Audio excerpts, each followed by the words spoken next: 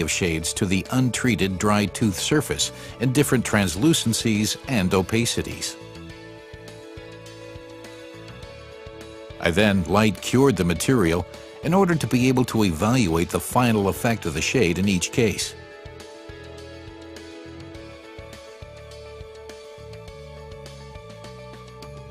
This was followed by fabrication of a mock-up, which I personally consider to be very important. On the one hand, it helps to select the shade in advance. In this case, I selected OLC, or Opaque Light Chromatic, a highly chromatic shade that enabled this interdental space to be closed particularly effectively. And on the other hand, a mock-up allows me to show the patient quickly in advance what the filling will look like.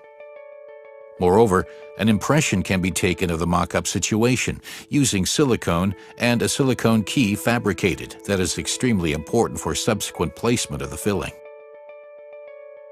The mock-up was then simply removed. The silicone key, which had been cut to size, was now verified to ensure that it fitted and was seated correctly. It should be seated without any gaps and acts as an aid when modeling the palatal area of the filling. The gingiva was withdrawn using a retraction cord. In this case, I was using a thicker cord, size 1, in order to push back the gingiva more strongly and to achieve better modeling of the emergence profile. In order to optimize the adhesive bond, the surface of the tooth was roughened using an oscillating diamond tool. The adjacent tooth was protected using Teflon tape and tooth 1-1 etched using I-bond etch. Ensure that the interdental areas are properly coated using the brush, including the slightly subgingival region up to the location of the retraction cord. I-bond etch must be left to act for 30 seconds and was then thoroughly rinsed off with water. I then applied the etch and rinse adhesive I-bond total etch and allowed it to act for 15 seconds. Air was blown onto the material until an even glossy surface was achieved.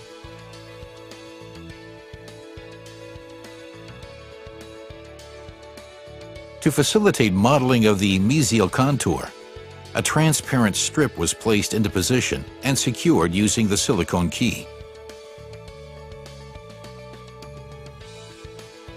I then applied Venus Diamond Flow in the opaque shade OM to the mesial area of the contour. In order to optimize the gradient of the mesial contour, I adjusted the strip to the required position using tweezers. I cured this layer for 20 seconds.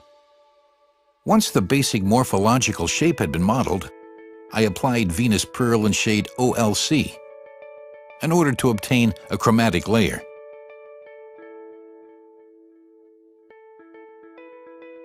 After this, I applied Venus Pearl in shade CO in order to replicate the natural opalescence of the tooth.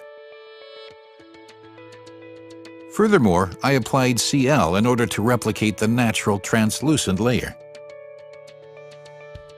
I verified the structure, specifically from a palatal perspective, in order to ensure a close fit in this area. For finishing, on the other hand, I used an oscillating instrument. The proximal area was finished using polishing strips. For final finishing and polishing, I used the two-step polishing system Venus Supra. For pre-polishing, the pink, and for high-gloss polishing, the gray polishers. In doing so, it is important to work with water spray and low pressure. I prepared the second incisor using the same treatment approach.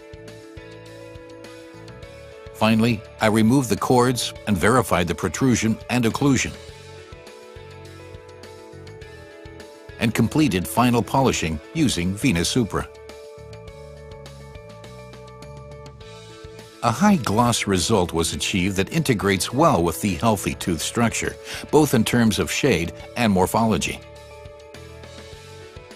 Once treatment had been completed, the patient was able to see herself for the first time. She was visibly impressed by the result. as so little effort had been required to achieve such a lovely outcome. It can thus be confirmed that with the Venus Pearl shade system and systematic layering, highly aesthetic results can be achieved. When the initial situation is compared with the final photo, particularly in terms of the patient's demeanor, it is remarkable how a personality can change so dramatically within such a short space of time, in this case within 2 months. The patient now makes a more positive impression and has grown in confidence.